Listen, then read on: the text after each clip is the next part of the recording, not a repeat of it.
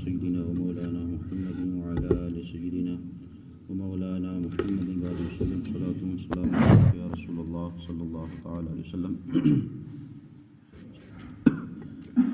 سورہ یونس کی چند آیات ہیں اور اس کی ترجمہ و تفسیر ہے۔ بسم اللہ الرحمن الرحیم۔ وَلَقَدْ أَهْلَكْنَا الْقُرُونَ مِنْ قَبْلِكُمْ لَمَّا ظَلَمُوا وَجَاءَتْهُمْ رُسُلُهُمْ بِالْبَيِّنَاتِ وَمَا كَانُوا لِيُؤْمِنُوا كَذَلِكَ نَجْزِي الْقَوْمَ الْمُجْرِمِينَ۔ رب نے ارشاد فرمایا کہ بے شک ہم نے تم سے پہلے کتنی سنگتوں کو ہلاک فرمایا۔ یہاں سنگتوں سے مراد ہے امتیں، مطلب میرے آقا صلی اللہ علیہ وسلم سے پہلے کی جتنی بھی امتیں تھیں تو اللہ تعالیٰ نے ان کو ہلاک فرمایا۔ ہلاک کا فرمایا کہ لما ظلموا، کہ جب وہ حد سے بڑھ گئے، مطلب انہوں نے اپنے رسول کو جھٹلایا۔ حضور اکرم صلی اللہ علیہ وسلم سے پہلے جتنے بھی نبی اور رسول آئے تو ان کی جو امتیں تھیں تو ان کی امتوں نے اگر اپنے رسول کو جھٹلایا یا برا بلا کہا یا انہوں نے ظلم و زیادتی کی تو اللہ تعالیٰ فرماتا ہے کہ اللہ تعالیٰ نے ان کو کیا ہے، جب وہ حد سے بڑھے تو اللہ تعالیٰ نے ان کو ہلاک فرما دیا۔ آپ نے سنا ہوگا کہ کئی بستیاں تو ایسی ہوئیں کہ اللہ تعالیٰ نے اپنے فرشتوں کے ذریعے سے پوری بستی کو الٹ کر دیا۔ کچھ بستیاں ایسی ہو گئیں کہ ان کے چہرے بگاڑ دیے، کچھ بستیاں ایسی ہو گئیں کہ اللہ تعالیٰ نے ایسی ہوا چلائی کہ پورا کا پورا علاقہ برباد ہو گیا۔ تو یہ پہلے امتوں کی عذاب و سزا تھی کہ جنہوں نے اپنے رسول کے ساتھ برا کیا تھا اور ان کو جھٹلایا تھا۔ اب اس کے تعلق سے رب نے ارشاد فرمایا کہ وَجَاءَتْهُمْ رُسُلُهُمْ بِالْبَيِّنَاتِ، اور ان کے رسول ان کے پاس روشن دلیلیں لے کر کے آئے۔ مطلب اللہ کے جو رسول ہوتے ہیں وہ اللہ کی طرف سے جو پیغام لے کر کے آتے ہیں ان کو بولتے ہیں روشن دلیلیں۔ مطلب جیسے قرآن لے کر کے آئے، معجزات لے کر کے آئے، اس لیے لے کے آتے ہیں تاکہ رسول کے لیے دلیل بن جائے کہ میں جو رسول ہوں وہ اس وجہ سے ہوں کہ اللہ نے مجھے قرآن دیا ہے، مجھے معجزات دیے ہیں، تو تم مجھے اللہ کا رسول مانو۔ وَمَا كَانُوا لِيُؤْمِنُوا، اور ایسے ہی تھے کہ وہ ایمان نہیں لاتے۔ كَذَلِكَ نَجْزِي الْقَوْمَ الْمُجْرِمِينَ، ہم یوں ہی بدلہ دیتے ہیں مجرموں کو۔ مطلب جو لوگ اپنے رسول پر اگر ایمان نہیں لاتے ہیں تو ہم ان کو دنیا میں ہی اس کا بدلہ دے دیتے ہیں، ان کو سزا اور عذاب دے دیتے ہیں۔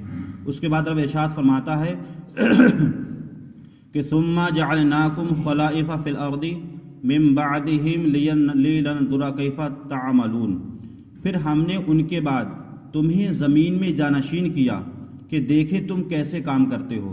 مطلب یہ ہے کہ میرے آقا صلی اللہ علیہ وسلم سے پہلے جتنے بھی نبی اور رسول آئے اس کے بعد سب سے آخر میں جو ہمارے پیغمبر ہیں وہ محمد صلی اللہ علیہ وسلم ہیں۔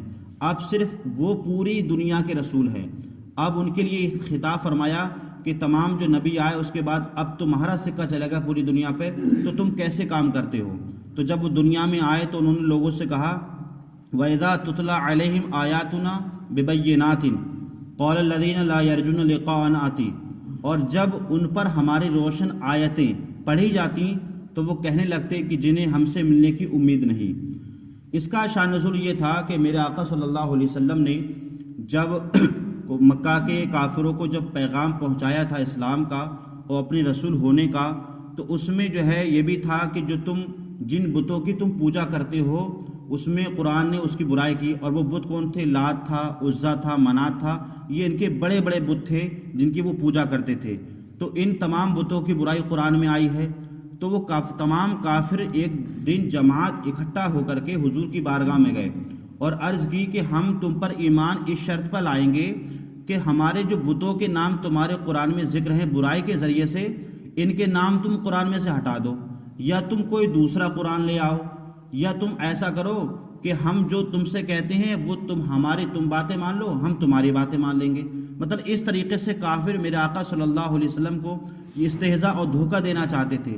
تو میرے آقا نے ارشاد فرمایا کہ جو قرآن ہے یہ میرا قرآن نہیں ہے، یہ اللہ کی جانب سے نازل ہوا ہے، تو میں اس میں کچھ نہیں بدل سکتا ہوں، کیونکہ اللہ نے جس طریقے سے پیدا فرمایا نازل فرمایا ہے اس میں کوئی چینجنگ نہیں ہو سکتی، چاہے تم ایمان لاؤ یا نہ لاؤ۔ تو اسی کا ذکر جو ہے اللہ تعالیٰ نے قرآن مجید میں ارشاد فرمایا ہے کہ وَإِذَا تُتْلَى عَلَيْهِمْ آيَاتُنَا بِبَيِّنَاتٍ، اور جب ان پر ہماری روشن آیتیں پڑھی جاتی ہیں، مطلب کافروں پر، قَالَ الَّذِينَ، تو وہ کہنے لگتے ہیں کیا، لَا يَرْجُونَ لِقَاءَنَا آتِ بِقُرْآنٍ غَيْرَ هَذَا، وہ کہنے لگتے ہیں کہ جنہیں ہم سے ملنے کی امید نہیں ہے اس کے سوا کوئی دوسرا قرآن لے آئیں تاکہ یا اس میں سے کچھ بدل دیں، مطلب جو ہمارے بتوں کی اس میں برائی ہو رہی ہے وہ نکال دیں آپ۔ قل، تو آپ نے فرمایا، ما یکون لی ان ابدلہ من تلقاء نفسی، آپ ارشاد فرماتے ہیں کہ تم فرماؤ مجھے اس میں سے کچھ نہیں پہنچتا، میں اپنی جانب سے کچھ نہیں کہتا ہوں، بلکہ جو رب نے مجھے ارشاد فرمایا، جو وحی نازل فرمائی ہے، میں اسی کا تابع ہوں۔ ان اتبع الا ما یوحی الیہ، اور میں اسی کا تابع ہوں جو میری طرف وحی کی جاتی ہے۔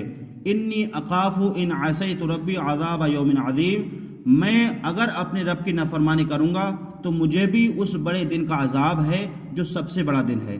تو میرے آقا صلی اللہ علیہ وسلم نے ان سے ارشاد فرمایا کہ تم جو یہ کہتے ہو نا کہ ہمارے بتوں کی برائی نہ کی جائے، ہم ایمان لے آئیں گے، تو میرے آقا نے ارشاد فرمایا کہ جو قرآن ہے جس میں بتوں کی برائی ہے یہ اللہ کی جانب سے ہے اور اللہ نے ہی اس کو اتارا ہے۔ ایسا نہیں ہے کہ میں اس قرآن میں کچھ بڑھا سکتا ہوں یا گھٹا سکتا ہوں، جس میں تمہاری تعریف ہو اس کو میں کہوں، جس میں تمہاری برائی ہو اس کو گھٹا دوں، ایسا نہیں، کیونکہ یہ قرآن ایک ایسی عظمت کتاب ہے کہ جب سے یہ نازل ہوئی آج تک اس میں کسی نے کوئی نہ اس میں حرف بڑھایا ہے، نہ ہی گھٹایا ہے، نہ ہی نقطہ بڑھایا ہے، کیونکہ جس طریقے سے یہ نازل ہوا تھا اسی طریقے سے آج تقریباً 1400 سال ہو گئے اس قرآن کو نازل ہوئے، یہ ویسے ہی محفوظ ہے اور انشاءاللہ قیامت تک محفوظ رہے گا۔ اس لیے قرآن بہت عظمت کتاب ہے۔ جو لوگ قرآن کو بدلنا چاہتے ہیں وہ خود بدل جاتے ہیں، لیکن قرآن کبھی نہیں بدلا، کیونکہ یہ سب سے عظمت اور اللہ کا نازل کرتا کیا ہے؟ قرآن ہے۔ اس لیے اللہ تعالیٰ نے اس میں ہمارے لیے ہدایت فرمائی ہے اور کافروں کے لیے ہدایت فرمائی ہے کہ وہ کیا ہے؟ ایمان لے آئیں۔ اللہ تعالیٰ ہمیں اور آپ کو صحیح طریقے سے قرآن مجید سمجھنے کی، اس پر عمل کرنے کی توفیق عطا فرمائے۔ اللہ